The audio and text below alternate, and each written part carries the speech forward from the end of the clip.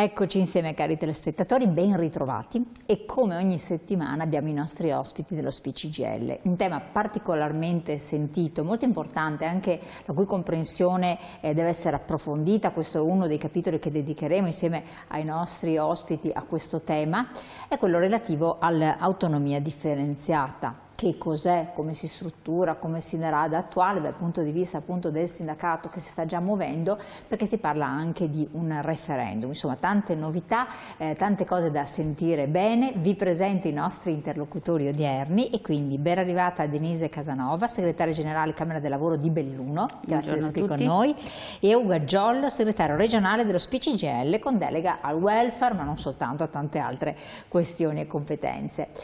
Allora, incominciamo con lei segretario che ci fa un po' il cappello introduttivo. Innanzitutto un tema particolare che sta anche a cuore al sindacato dei pensionati. Spieghiamolo ai nostri telespettatori.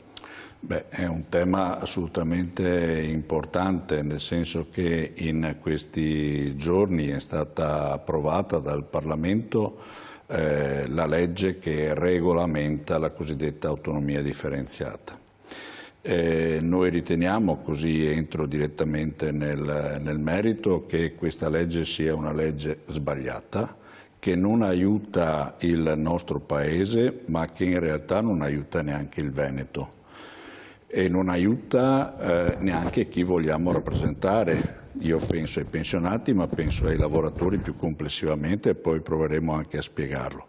Tanto è vero che oggi verrà presentato un quesito referendario, così come previsto dalla nostra Costituzione, per chiedere l'abolizione di questa legge.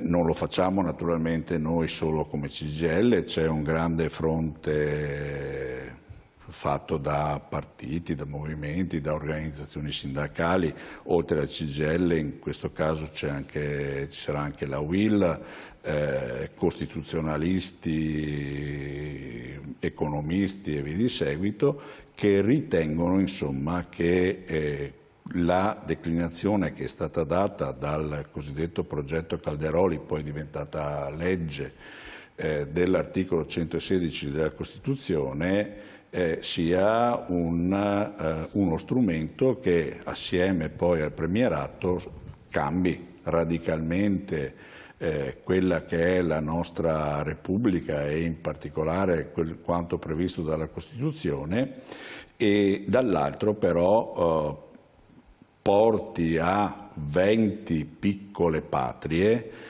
che alla fine non avranno vantaggi, anzi rischieranno di avere svantaggi o nella migliore delle ipotesi cristallizzare le situazioni così come sono.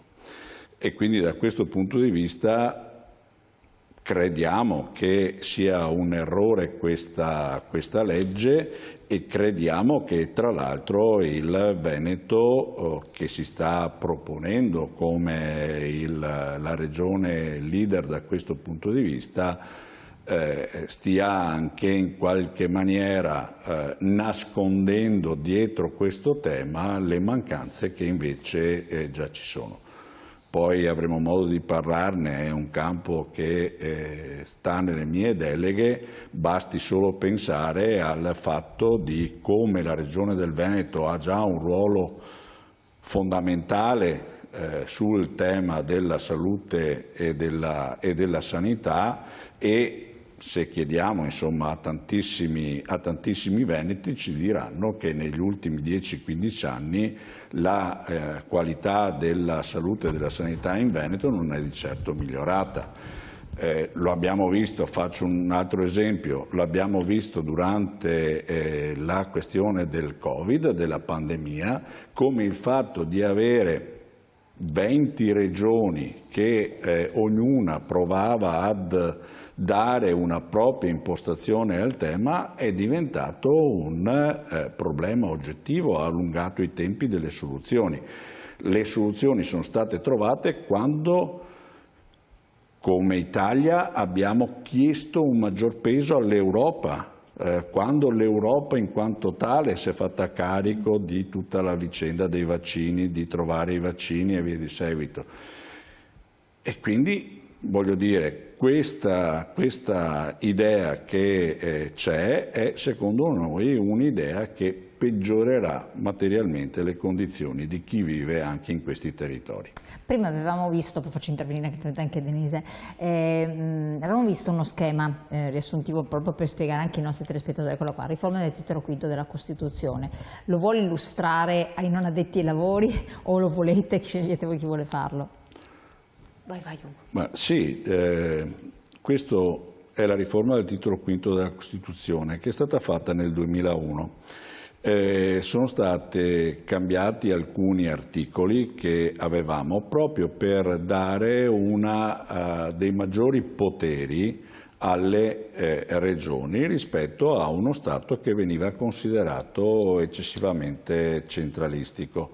E quindi l'articolo 114, l'articolo 100 e l'articolo 117 in particolare definiscono queste questioni. Uno, mettendo su un piano di parità la Repubblica, i comuni, le province, le città metropolitane e le regioni. E tra l'altro anche rafforzando il ruolo legislativo delle regioni e dall'altro dando 17 materie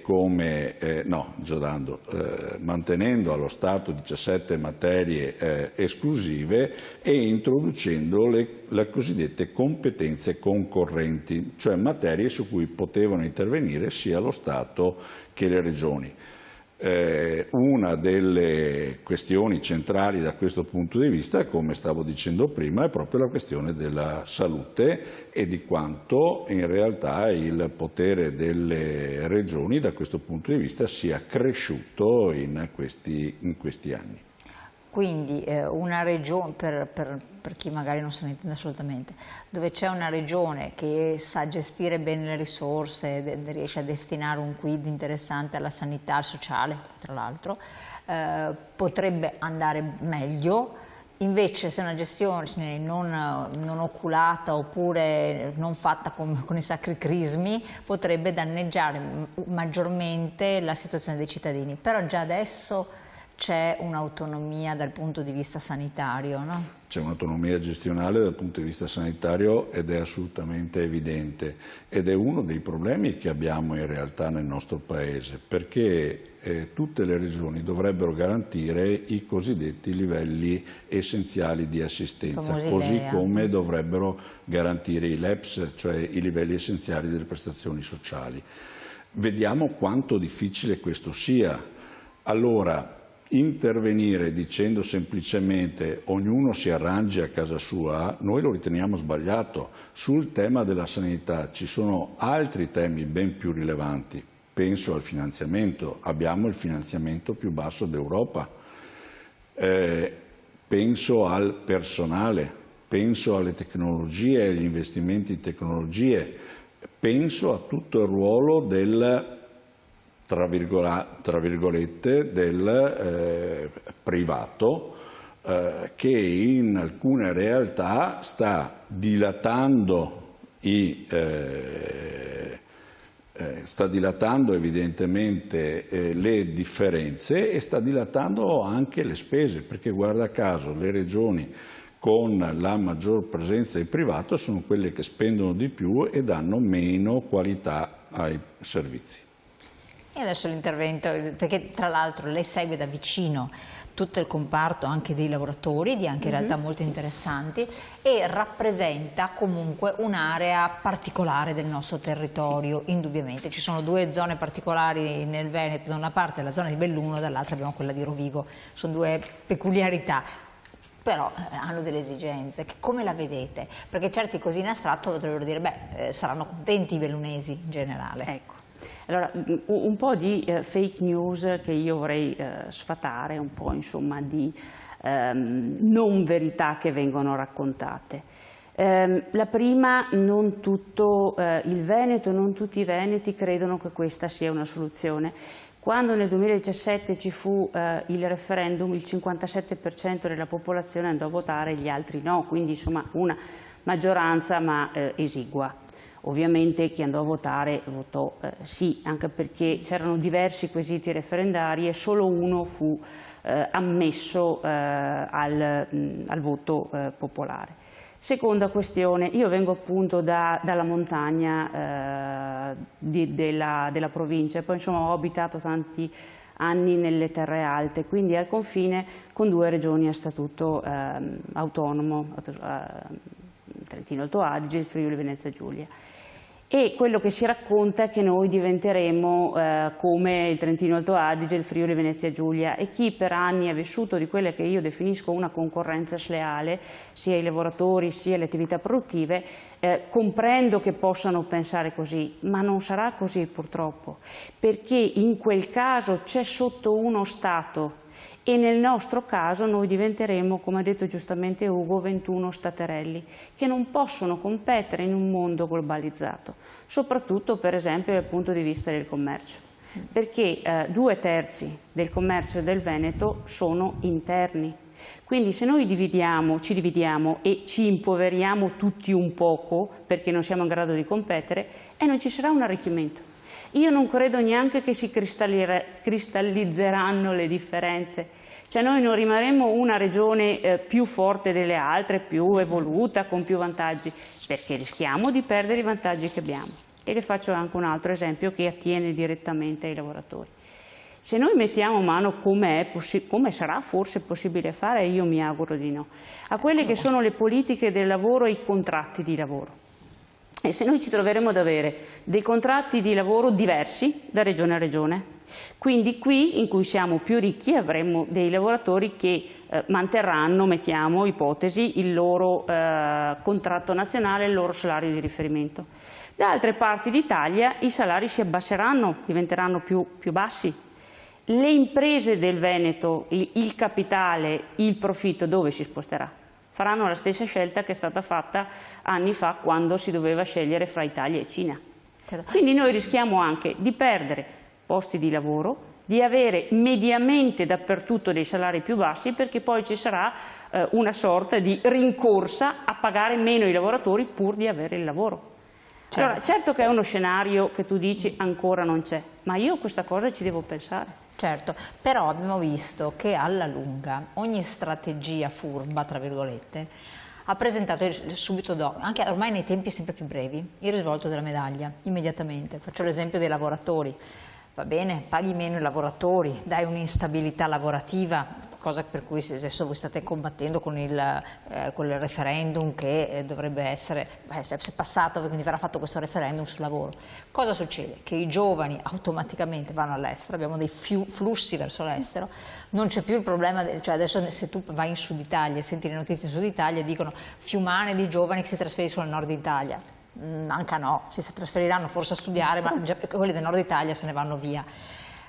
Le aziende cercano lavoratori e un lavoratore che un minimo ha possibilità di spostarsi se ne va via. Per cui diventa il boomerang, ti trovi con personale non qualificato, mancanza di personale, tu puoi importare risorse dall'estero in masse inumane, ma se sono persone che non riescono a svolgere certe mansioni non puoi metterle dentro la Luxottica a fare lavori di alta precisione. Faccio l'esempio, se poverino viene da una realtà dove deve essere formato da zero, non conosce la lingua e la qualità del lavoro ne viene compromessa, cioè non la qualità del risultato viene compromessa, quindi non abbiamo prodotti più competitivi. Abbiamo visto con certe delocalizzazioni in certi paesi esteri, hai citato la Cina giustamente, dove poi il risultato non era lo stesso.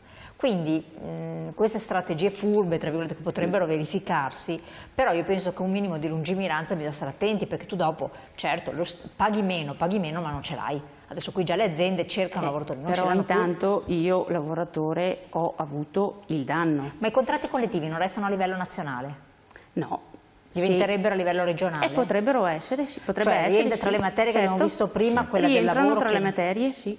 Per cui il tema è anche questo, che questa legge dal nostro punto di vista non è stata gestita con una lungimiranza di dire posso avere una modifica nel corso del tempo. È stata fatta velocemente per il consenso elettorale immediato. Per cui non abbiamo uno sviluppo e una visione negli anni che consenta di dire io questo paese in qualche modo lo modifico in meglio. Abbiamo semplicemente trovato una forma che dia consenso a una particolare parte politica. Vi detto però che è dalla passata legislatura 2 governi che si va avanti con questa cosa qua, quindi sono passati intanto dall'approvazione 10 anni, credo. Scherzando, 10 anni che non abbiano maturato. Oddio. Un'altra illusione che io vorrei sfatare è che non pensiamo solo ad un Veneto che è così bravo a gestire le materie e ad uno Stato che non è capace di farlo. Perché il federalismo peraltro non è neanche questo. Innanzitutto, intanto il Veneto con la sanità non ha fatto un buon lavoro e questo è sotto gli occhi di tutti.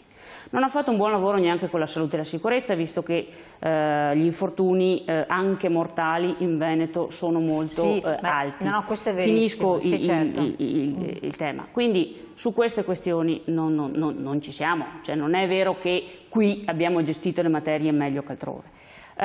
In più il vero federalismo sarebbe ridare voce ai cittadini attraverso un aiuto concreto in termini di risorse ai comuni, alle città metropolitane, alle province, e allora sì tu fai un federalismo vero e sentito a cui anche i cittadini possono partecipare. Certo, io devo interrompere perché siamo fuori tempo. Allora andiamo in pubblicità, pochissimi secondi, restate sempre sul 19, continuiamo a parlare di questi temi supportati anche da degli schemi molto chiari ed esemplificativi, sempre con voi. Grazie.